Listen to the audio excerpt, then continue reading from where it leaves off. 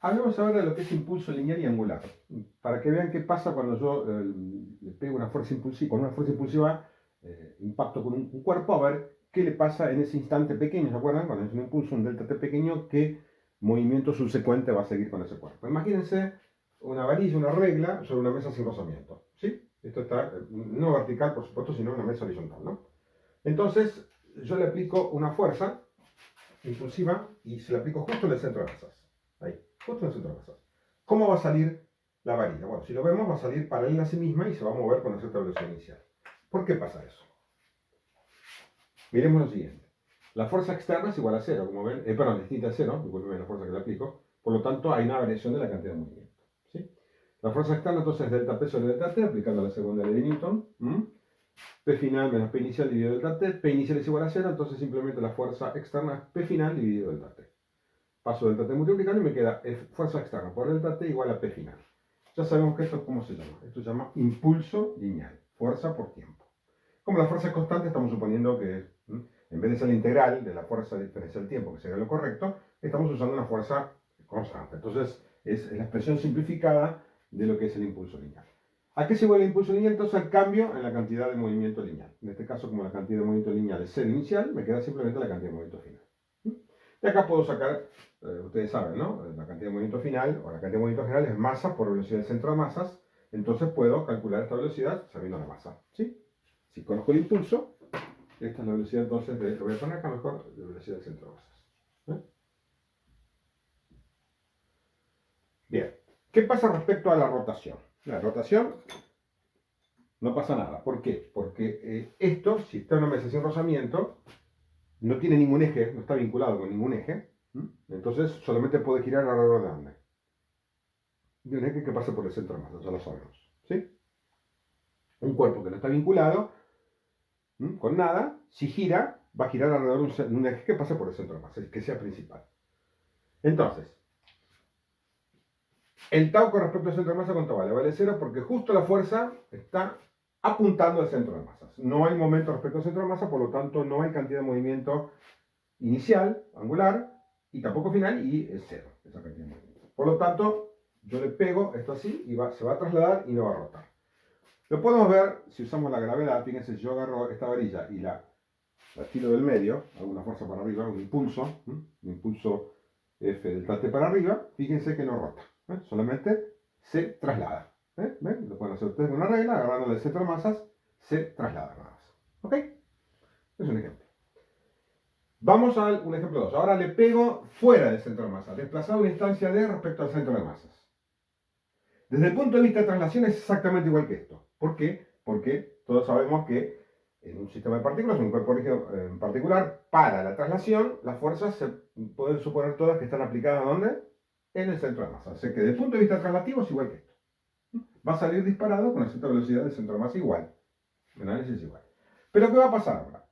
Hay un momento inicial, fíjense, que es entrante, D para allá, que es la distancia del centro de masas al punto donde aplico la fuerza, F para allá, tau entrante, que va a hacer que esto empiece a rotar así, para allá, con una cierta velocidad angular, que es la que va a salir de partida. Entonces, el sistema, ¿qué va a pasar? No solamente va a trasladarse, sino va también a empezar a rotar.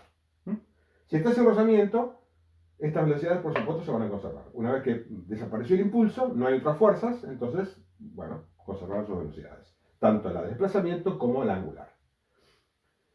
Dije que desde el punto de vista translativo es igual, el punto de vista entonces de rotacional, ¿qué va a ocurrir?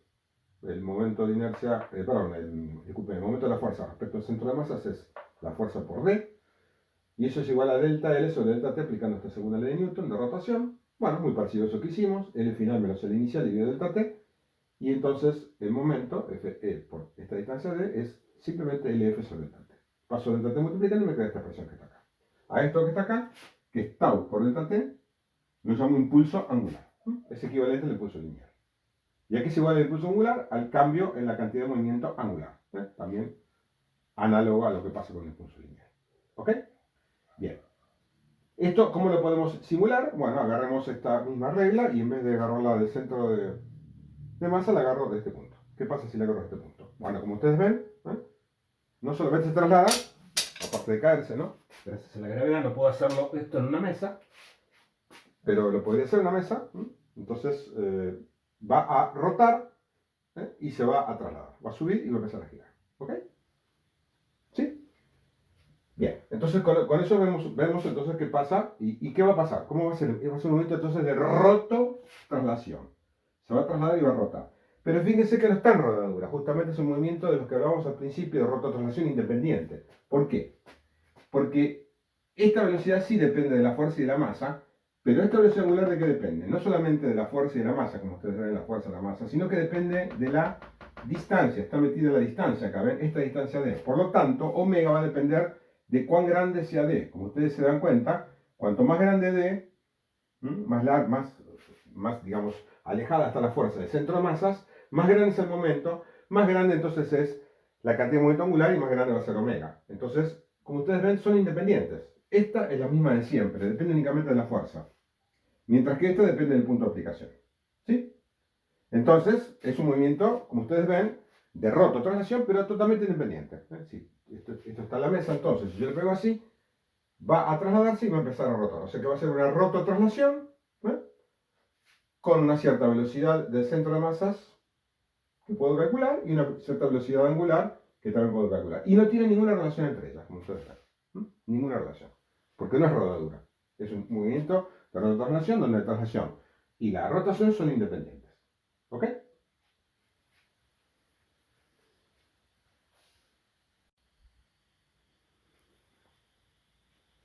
Miremos lo que pasa ahora. Yo quiero hacer lo siguiente. Quiero que el cuerpo rote, pero que no se traslade. Hasta ahora hemos logrado, ¿se acuerdan? En el caso 1 y caso 2, si le aplico una fuerza sola en el centro de masas, solamente se traslada. Si le aplico una fuerza fuera del centro de masas, se va a trasladar y va a rotar. Yo ahora, ¿qué quiero? Que rote nada más, ¿no? Que no se traslade. Entonces, si quiero que no se traslade, evidentemente la fuerza externa tiene que ser cero. ¿Y qué va a pasar entonces? Pero si quiero que rote, tiene que haber un momento. Ahí es donde tengo la dicotomía. ¿Cómo? Tengo un momento, pero no tengo que tener fuerza. Bueno, si no hay ninguna fuerza aplicada, obviamente tampoco va a haber momento. ¿Qué necesito? Aplicar una fuerza para que haya un momento, pero entonces para compensar tengo que aplicar una fuerza en sentido opuesto. Fíjense ustedes, es como aplicar una fuerza así y otra fuerza así. Ustedes tienen que imaginarlo, ¿no? Dos fuerzas opuestas y de igual módulo, entonces lo van a hacer girar y no lo van a trasladar. Le aplico una fuerza F1 y una fuerza F2, de tal manera que los módulos son iguales, separadas una distancia D, y calculo qué es lo que pasa. Bueno, desde el punto de vista traslativo, entonces, si F1 es igual a F2, la fuerza total es 0 y no hay variación en la cantidad de movimiento. O sea que no se va a trasladar. Si inicialmente está en reposo, va a seguir en reposo, desde el punto de vista traslativo. Ahora, ¿qué va a pasar desde el punto de vista de rotación? El tau externo respecto al centro de masas no es 0. ¿Sí? ¿Por qué? Bueno, fíjense acá tengo un diagrama anexo. La fuerza 1, como tengo una distancia del centro de masa respecto a la fuerza, digamos esa distancia, el brazo de palanca, por F1 me va a dar un momento entrante, tau 1. Y respecto al 2 es lo mismo. La distancia 2 es la fuerza para allá también, y tau 2 es entrante. Ambos momentos son entrantes. Ambas fuerzas generan un momento de igual sentido. Y ese momento total va a generar un omega y va a empezar a girar. Pero no se va a trasladar, como ustedes ven. ¿Cuánto vale ese momento? Bueno, ustedes dirán, ¿y cómo aplico F1 y F2? Ahí viene la pregunta también respecto al centro de masas. ¿Tiene que ser simétrico? O sea, esta distancia tiene que ser D sobre 2, una justo a la misma distancia del centro de masa que la otra. Veamos. Supongamos que la distancia de F1 al centro de masa vale X, cualquier cosa. A ver qué pasa. Entonces, si la distancia D es entre las fuerzas, y esto vale X, la distancia entre F2 y el centro de masa vale D menos X, como ustedes ven. ¿Cuánto valdrá el momento entonces? Es F1 por esta distancia del centro de masas, siempre calculando el momento con respecto al centro de masa, como dije antes, F1 por X más F2 por D menos X, como ustedes ven. Si hago la cuenta y F1 es igual a F2 en módulo, ¿qué va a ocurrir? Que simplemente el momento respecto al centro de masas es F por D. O sea, una palabra no depende de X. No hace falta que sea simétrico. Si acá tengo la varilla, no hace falta que las fuerzas sean simétricas respecto al centro de masa. Pueden estar en cualquier posición y siempre y cuando no varíe la distancia D entre fuerzas, el momento va a ser siempre igual. Miren qué cosa interesante. Alguien puede decir, bueno, y si le aplico las dos por encima del centro de masa, porque acá estoy aplicándole una por encima y otra por debajo, ¿no? Entonces parece que las dos intentan girar, lógicamente, esta lo intenta girar para allá, la otra para allá, y se ayudan, ¿no? Las fuerzas. Por decirlo de alguna manera. El momento se suma, como ustedes ven. ¿Qué pasa si lo aplico por encima? Fíjense, siempre tengo que mantener la distancia entre las fuerzas, estoy suponiendo que las fuerzas son las mismas, por supuesto, y la distancia igual, y ahora la aplico por encima de distancia también x cualquiera respecto al centro de masas, ¿sí? ¿Ven ustedes? Ahora cambió totalmente la situación. Las fuerzas están aplicadas, ¿sí? Por encima, ahí, como si fuera una cosa así, por encima del centro de masas. ¿Qué va a pasar entonces ahora? La fuerza F1 va a ser el momento entrante, como ustedes ven, de para allá, F1 para allá, el momento entrante, pero F2 va a provocar un momento saliente. La distancia del centro de masa a la fuerza para arriba, F2 para allá, momento saliente. Y los momentos se van a restar, ven ustedes ahora, no se van a sumar como antes. En una palabra, ustedes lo ven, esta fuerza intenta girar a la varilla en este sentido y esta fuerza lo intenta girar en sentido contrario respecto al centro de masas. Se restan los momentos. Hagamos la cuenta entonces. F1, ¿por qué va a ser? Por la distancia esta, que es D más X, como ustedes ven. Y el momento tau 2 que se resta menos va a ser F2 por X. Si hacemos la cuenta y F1 es igual a F2, de nuevo me queda que el tau neto aplicado es F por D, igual que antes. En una palabra, conclusión final. Para hacer girar un cuerpo solamente aplicándole una fuerza, no puedo. Porque además de girar, de rotar, va a desplazarse debido a que hay una fuerza externa. ¿Qué tengo que hacer entonces? Que la fuerza externa sea igual a cero. Por supuesto que no puede no existir fuerza, porque si no existe fuerza no va a haber momento y tampoco va a rotar. Tiene que haber momento y no tiene que haber fuerza. ¿Ok? Y entonces, ¿cómo hacemos? Bueno, aplicamos entonces dos fuerzas, como mínimo, por supuesto, iguales en el sentido contrario, ¿para qué? Para que se anulen y entonces no haya fuerza neta y no hay entonces variación de la cantidad de movimiento lineal, pero tienen que estar separadas una distancia de tal manera que haya momento neto respecto a quién, al centro de masas, o también a cualquier otro eje. Yo acá lo hice respecto al centro de masas, por simplicidad, pero después podemos hacer otros problemas donde esté vinculado respecto a un eje cualquiera, no hay ningún problema, lo vamos a hacer en otros problemas. Y entonces voy a tener un momento neto que vale siempre lo mismo, no importa cómo esté aplicado, dónde esté aplicado con respecto al cuerpo F1 y F2, mientras que sean iguales. De sentido contrario, separados una distancia D, el momento va a ser siempre F por D. A este arreglo de dos fuerzas iguales, de sentido contrario, separadas una distancia D, se lo llama cupla.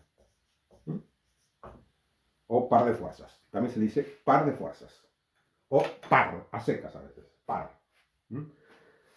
¿Qué par tiene aplicado? Par de fuerzas, o cupla, y cumple esta condición. En realidad, definitivamente, este par de fuerzas o cupla me da un momento, que es lo que me interesa a mí, que es simplemente la fuerza, que es igual, ambas fuerzas son iguales, por eso el módulo de cualquiera de ellas, por la distancia que las separa.